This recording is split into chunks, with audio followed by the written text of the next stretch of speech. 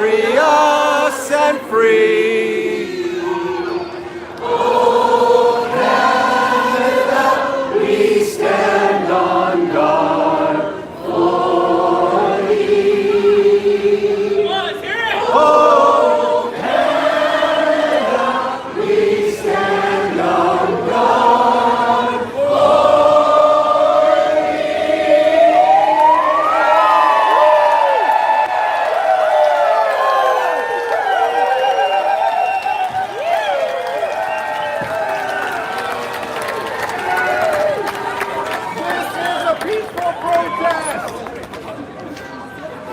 Who's the guy came in with all the Trump stuff?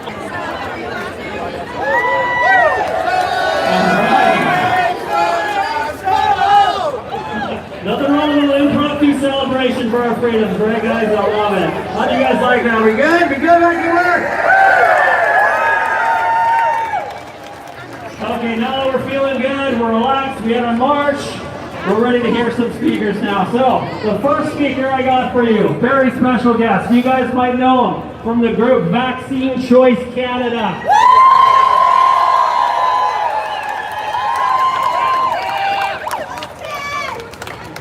This man has done some good things and he's going to tell you all about all the stuff he's done with the laws with vaccines. I want you to give a very, very friendly welcome to Ted Coots!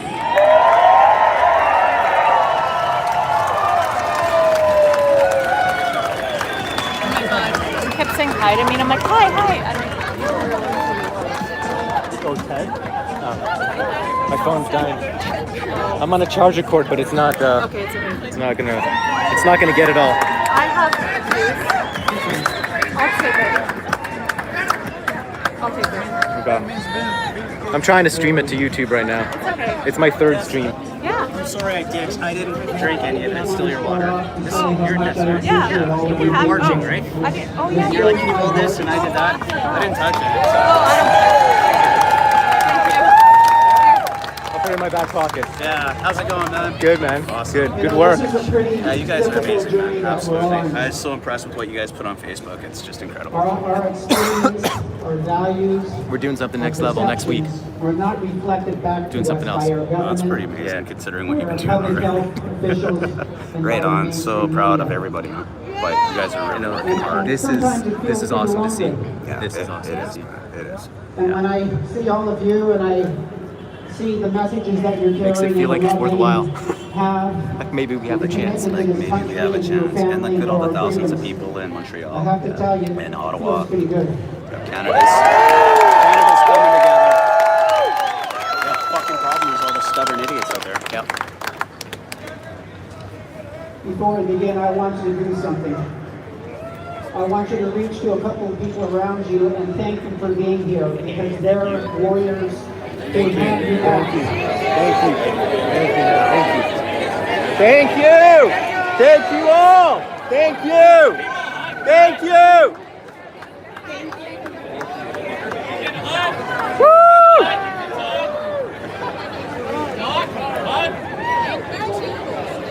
It's not a crime to hunt. Actually, it is, but I can't. So, for those of you who I haven't met yet, my name is Ted Coots. I'm a father, I'm a grandfather. I've been a medical choice activist for more than 30 years. Pardon me, sorry.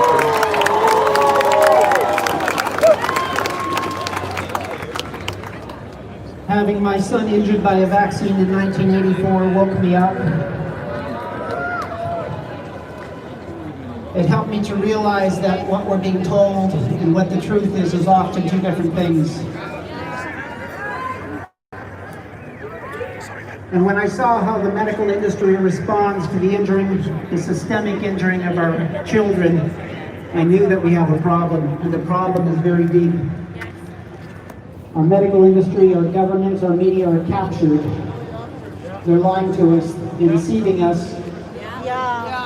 And I know some, maybe many are well-intended, but there are enough who know that what's happening is wrong.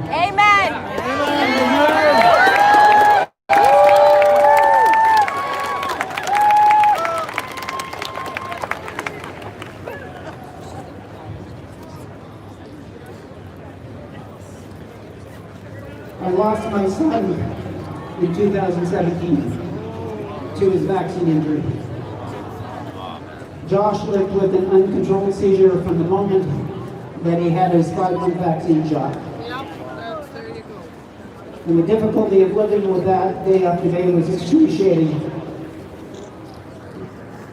But I realized Josh came to be of service to humanity, that he was trying to help wake me up so I could help wake other people up.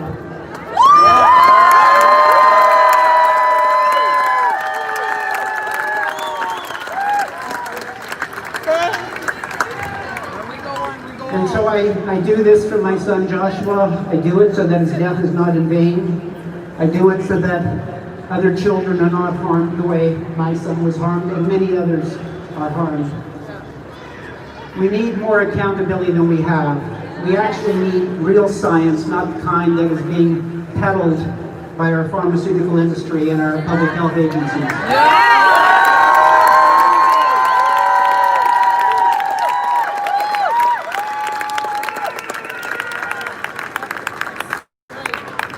In addition to being a father and a grandfather, I'm also the current president of Vaccine Choice Canada.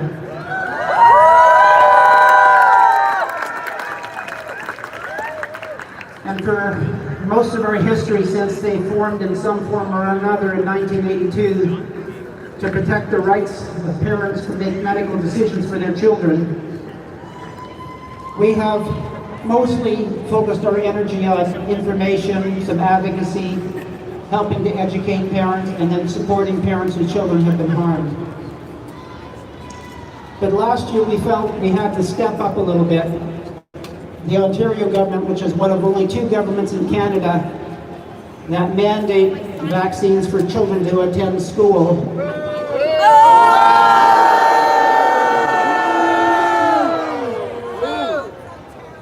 they have exemptions.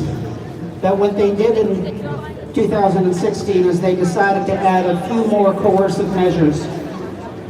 They insisted that a parent who did not comply with every single vaccine, even if they excused their children from one, they would be forced to attend an education session to get their mind right.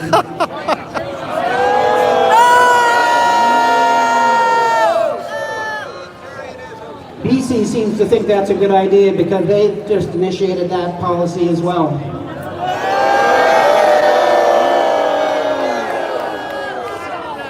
But the other thing that Ontario did is they forced parents to sign what we call compelled speech. As part of the exemption process, they were required to admit that they're knowingly putting their child at risk. Oh my God. Wow. And we felt that that had gone too far. We looked for a lawyer that we thought would help us fight the battle with the Ontario government. We found Rocco Galati.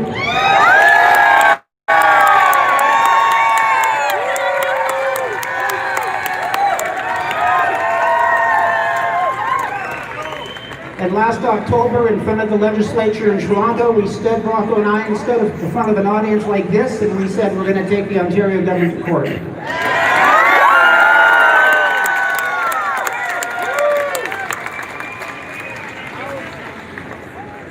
When all of this COVID insanity started to show up in February and March, I have to tell you that I was inundated with emails from people saying, could you please do something? Well, Vaccine Choice Canada fight this fight too.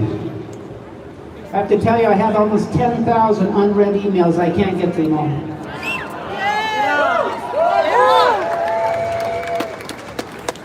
As a board, we talked about whether this was our fight. We felt like the media had marginalized us, and so to fight a fight about freedom was bigger than our mandated Vaccine Choice Canada. But we didn't see anybody else standing up. So we had another conversation with Rocco, and we said, Rocco, will you take this one on too? And he said, yes.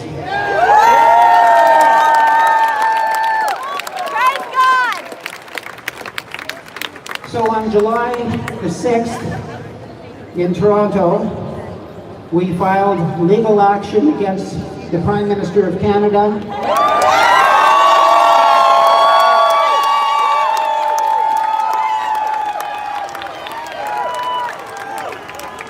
the Premier of Ontario,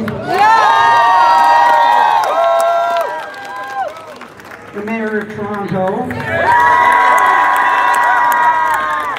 Teresa Tam,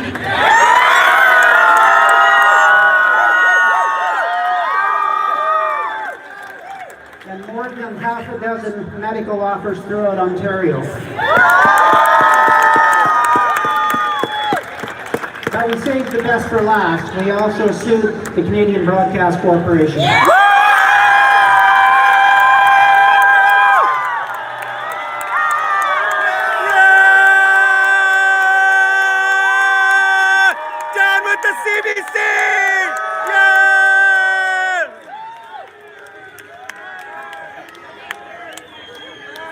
So the way the rules of law go, and I'm no expert on this, but I'm learning a lot from Rocco, is that we can only seek relief from the government, but we can financially sue the CBC. So we've sued them for $11 million. Now,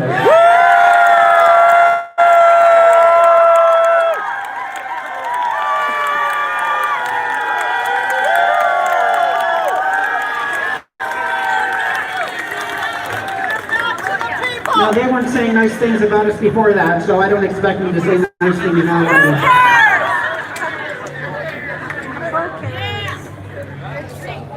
Just for your information, the other battle that we fought last year is the province of New Brunswick decided that they're the second province that has mandates for child school attendance.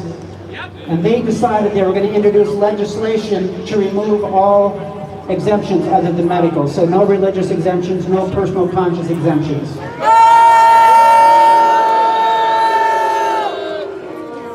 Now they did something a little unusual. They formed a committee on law amendments. They invited people to speak before that committee, and they gave them a whole 30 minutes each, which is unheard of. Most of the time you get 5 minutes.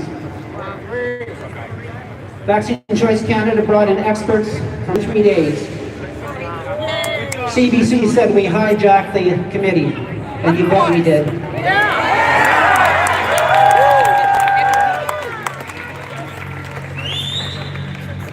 I spoke for my entire 30 minutes, and the media was angry that I didn't leave room for questions. But they asked if they could put in one question. They asked the moderator if they could ask me one question, and she said yes. And so their question was, if they go ahead with their legislation, would Vaccine Choice Canada sue them? And I said, absolutely.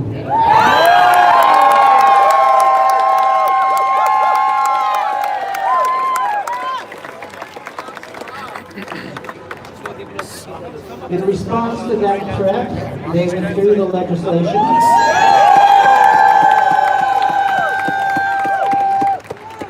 But 2 weeks later, they reintroduced it and included the notwithstanding clause. Now, for those of you who don't know what that means, it says that they know that they're violating our Charter of Rights and Freedoms, but they're going to do it anyways.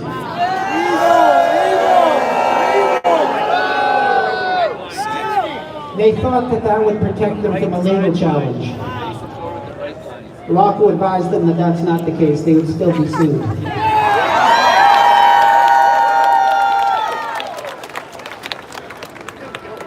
What I can tell you is about 6 weeks ago, the legislature finally voted on that bill and it was defeated.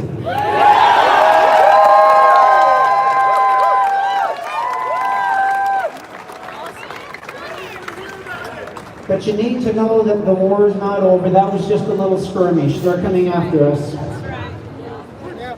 And that's what this whole COVID thing's about. We're with you. I'm with you.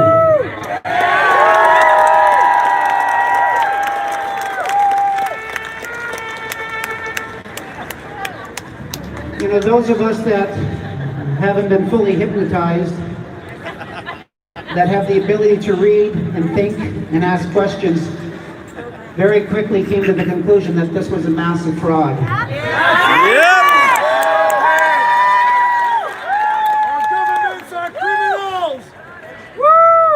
But I wanted to give the government the benefit of the doubt, and so I wrote our BC government, I wrote Adrian Dix, I wrote Bonnie Henry, I wrote John Horgan, and I said, I've got 26 questions. And the questions were things like, what mathematical modeling do you use to figure out what the risk is of COVID? How many people do you think are going to die? How many do you think are going to die from the measures you're imposing? What's your evidence that social distancing works? What's your evidence that masking works? I asked, like I said, 26 questions. After about 4 weeks, I got a response, and they have answered one question.